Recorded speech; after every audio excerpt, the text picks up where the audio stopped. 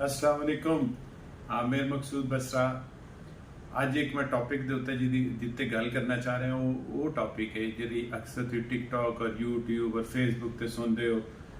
ये वाली ऐप इस्तेमाल करें, ये वाला काम करें, दिन में 8,000 कमाएं, इतना कमाएं, ये कमाएं, वो कमाएं, आप ऐप का गेम खेलें, बड़े पैसे आएंगे।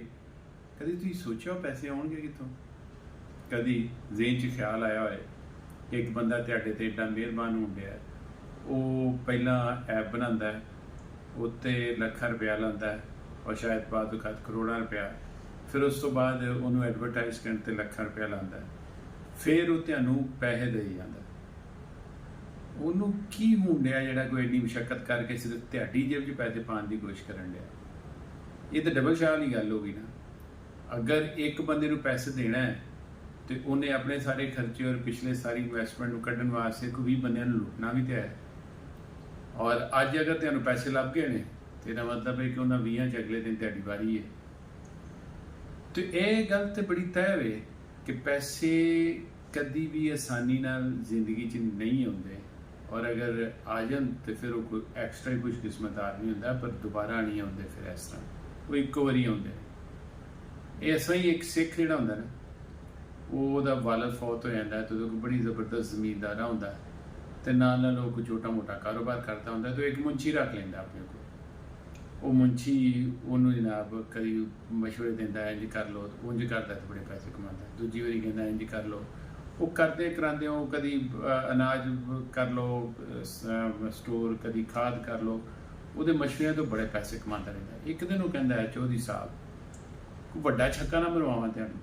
कहता जी मरवाओ। कहता जी यह सारा कुछ वेच वट के ना जो तेरे को सारे पैसे आ जाए तो मैं तेन डबल करा दाँगा। वो जनाब जमीना तो छड़ देंदा ते बाकी हर शय वेच वट के कोई 2, 4, 5 करोड़ रुपया जोड़ा ना वो इकट्ठा कर लेता। वो मुंशी नूं लैके शहर चल जाता है। शहर जाके वो एक जुए खाने से पहुँच जाते हैं और उत्थे वेचते हैं घोड़ियां की रेस। पहला घोड़ियां की रेस से वो लवांदा है, उत्थे कोई सिख साहब पैसे हारते हैं थोड़े जे, फिर वो कहता नहीं इस तरह नहीं आओ तुहानूं मैं ना वो डाइस जी होंदी वो खड़ांदा है, वो मशवरा देंदा इंज करो। कोई 2-3 बारी जीते ने और आखिरी वो चाल वो कहता हूँ सारे ला दो, वो सारे लांदा है तो सारे डुब जाते हैं।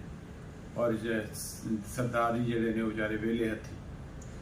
यह सारी गेम उन्हें मुंशी ने सिर्फ इस वास्ते की होंगी है कि एंड के उत्ते इत्थे लियाना होंदा है, जिथे आके सरदार जी नूं सारे पैसों उन्होंने को डुबाने होंदे ने, सरदार जी नूं वेलियां करना होंदा।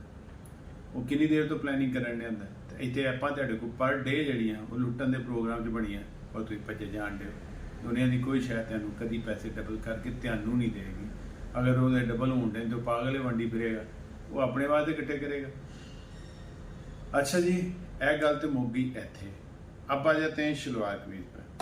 ये चिकन शलवार कमीज जिस पे हमने कपड़ा लेके कॉटन का उसके ऊपर सारे पे एम्ब्रॉयडरी करवाई, ये फंक्शन वेयरिंग है, बड़ा खूबसूरत 6700 में कॉटन का, प्योर कॉटन का शलवार कमीज़, जिसका कमीज़ जो है उस पर सारी पे एम्ब्रॉयडरी हुई हुई है और फ्री होम डिलीवरी के साथ MAQSOOD maqsood.pk पर, यानी maqsood.pk MAQSOOD.pk की शलवार कमीज़ में ये है चिकन साथ लिखा होगा और ये होगा क्रीम चिकन के नाम से। आपको बहुत मज़ा आएगा। फंक्शंस पे पहने, एंजॉय करें और हमें दें इजाज़त। अल्लाह हाफिज़।